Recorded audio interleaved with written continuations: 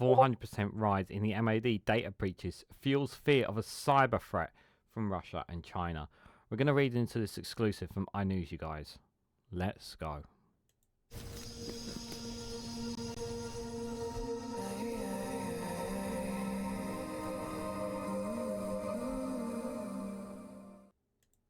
Good morning, good afternoon, good evening, wherever you are in the world. This is Reganelite here with an exclusive from iNews with the headline of a 400% rise in MoD data breaches fuels fear of a cyber threat from Russia and China.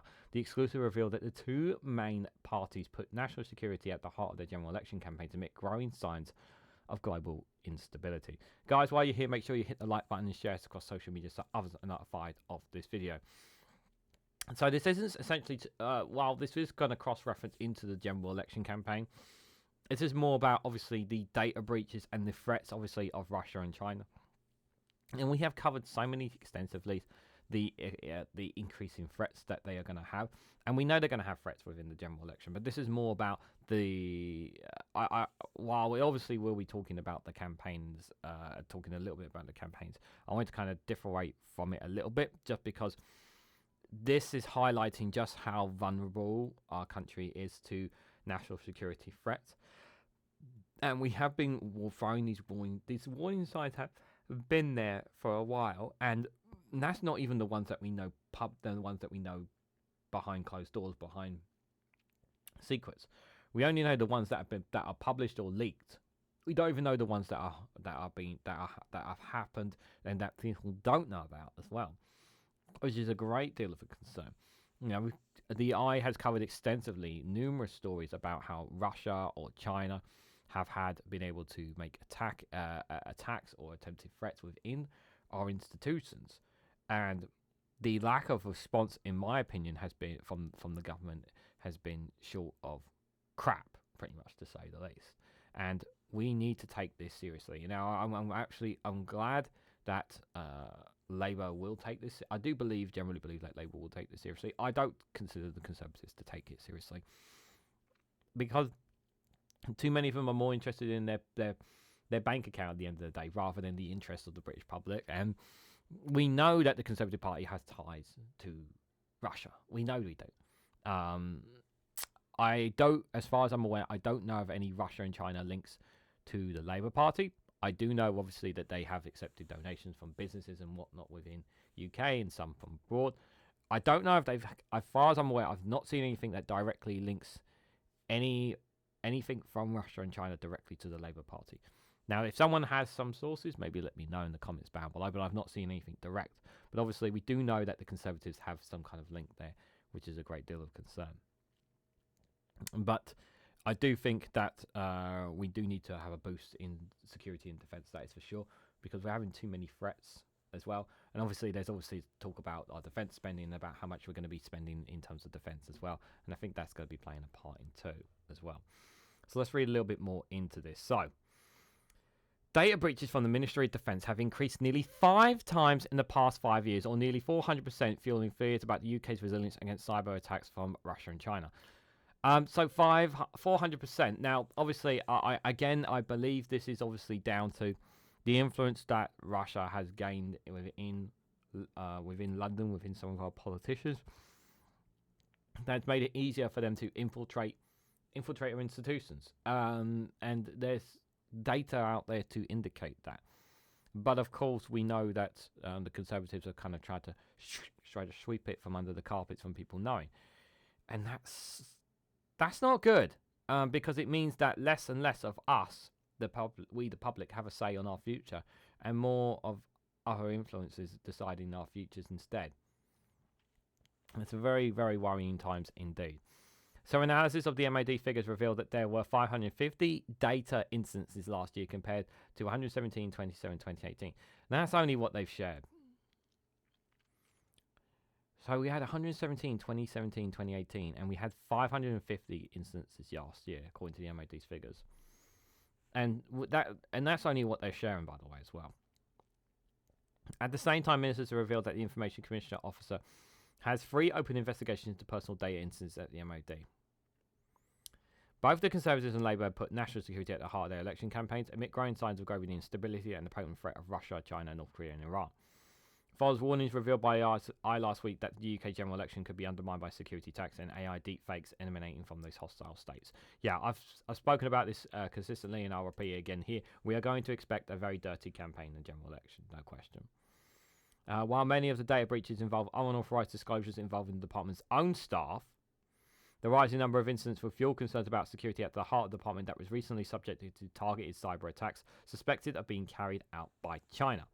Labour claims the figures show that the Conservatives were taking a lax approach to cybersecurity and pledged that a Keir Starmer government would put Britain's security first. But Rishi Sunak has challenged Labour over national security, claiming in a speech before announcing that July the 4th election that Starmer's past actions, including backing Jeremy Corbyn to be Prime Minister, meant he would not be keeping the country safe if he entered Downing Street. Again, I take my chances in terms of security with Keir Starmer than I will with Rishi Sunak, if I'm honest. Earlier this month, it emerged that the MoD's payroll system, operated by a third-party contractor, SSCL, has been subjected to a major hack blamed on China. And I believe when we had discussed, when I discussed this, I don't know if it was, I can't remember if it was on here or on Patreon, because I have covered some of these stories on Patreon. I do remember when we covered it, that one of the issues that was greatly concerning me was the fact that it was just one contract that had control over a variety of systems. And I believe that's what the SSCL have. They have quite a lot of contracts with the government, as opposed to having multiple private companies with contracts.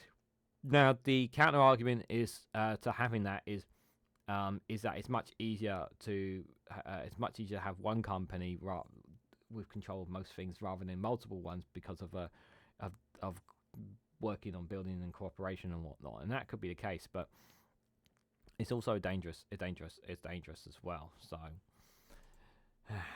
in a letter to the Shadow Cabinet Office Minister, Pat McFadden, seen by the eye, the Deputy Prime Minister Oliver Dowden revealed that the government had stepped up security measures in its procurement following the MoD's cyber hacks.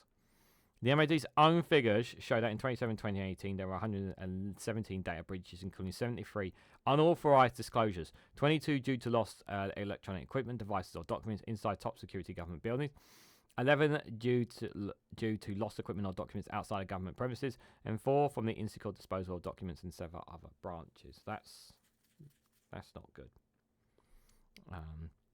I don't know what is a respectable number in terms of them. But I would say I don't know what is a respectable number in terms of losing kinds of information like that. I would say it's supposed to be, maybe I'm exaggerating, but maybe it should be like very much less than that, like because of how serious this is. In 2022-2023, there were a total of 550 breaches, a 307% rise, including 464 from unauthorised disclosures, 27 from lost equipment or documents on the government premises, and 9 from outside, 1 from insecure disposal of documents, and 449 listed as other breaches. So 446 unauthorised disclosures. Yeah, not good. In 2023, the ICO fined the MoD £350,000 after details of 265 people were compromised in an email data breach in the wake of Taliban's takeover of Afghanistan in 2021. The UK's Information Commissioner said the email errors resulted in threats to life. Earlier this month, Defence Minister Andrew Mullison revealed in a written answer that the ICO has 3 personal data incidents related to the Ministry of Defence currently open, although it did not give further details of their nature. The Shadow Defence Secretary John Henley said the MoD's data security record is getting worse, while threats against the UK continue to rise. The MoD's data breach have tripled over the last 5 years. Conservative ministers have taken a lax approach to cybersecurity. The next Labour government will put Britain's security first. In the Commons this month, Defence Secretary Graham Sharp revealed that there would be an urgent investigation into the massive cyber attack on MoD's payroll and a wider probe into the contracts SSCL has with the MoD and other several Whitehall departments. And this is one of the things that I'm pretty sure I spoke about as well in that other video about the SSCL having so many contracts with the MoD. That's yeah. In his letter to Mr. McFadden, Mr. Dowland said that strengthening our overall domestic cyber resilience is crucial to achieving our national and international security objectives, with government and public sector cyber resilience sitting at the core of our domestic posture. He said that the Cabinet Office has taken a number of steps to ensure a base level of security in its procurement contracts across Whitehall, including measures of best possible security requirements when dealing with third-party contracts. This is the thing. Like, I don't like that the SSCL has a lot of contracts with the MoD. I personally think they should have different other private companies working with them, so that if one of them gets hacked, it can only be in that one company, because it's very possible that it's very possible we don't know how deep the hack was and how much information and what they got, and if they got anything as well, because there's only so much information they're going to share to us anyway. But I'm just a YouTuber on the outside expressing my opinion, I know, but I do generally care about our national security, and our national security is very, very important. But I do sometimes feel like that that the Conservatives have been very lackluster in their approach to it. While Labour have been talking tough, I won't know until what they're like until they're back into power, till we know in terms of security how they handle these threats. And obviously, if they are likely to win the next general election, but we'll have to wait and see. So, you know, you hear the tough talk, but I'm not going to accept tough talk until I actually see the action in play. As far as I'm concerned with the Conservatives, they've not done enough, in my opinion. You know, again, I come down to the austerity, the cutting backs on lots of things. So to say that they haven't, that they may or may not have cut back in terms of funding and whatnot in cyber security is entirely possible as well. So we can't say that they have or haven't. They have, but yeah, it's very worrying to say the least. And like I've said about this, they're going to be more in the future. Then the MOD needs all the support it can get. And if they can't handle it, then perhaps they need to look at reforms and perhaps changing some members around, some staff members within the MOD, if they're not able to keep a grip on this. But what do you guys think? What do you guys make of the MOD's data breaches? What do you make of the fuel of fear of cyber threat from Russia and China? A 400% rise? It's quite a huge amount. Well, let me know your thoughts and more about this story in the comments section down below. If you found this video informative, please hit the like button. We greatly appreciate it. Share it across social media so others are notified of this video, and subscribe, because it really does help support the channel. And if you want to go one step further, financially support me and the work that I do here, you can do so by becoming a YouTube member for as little as 99p. Or join me on Rumble, Patreon, or Facebook for exclusive content on those platforms. So thank you all so much for watching. I hope to catch you all very, very soon.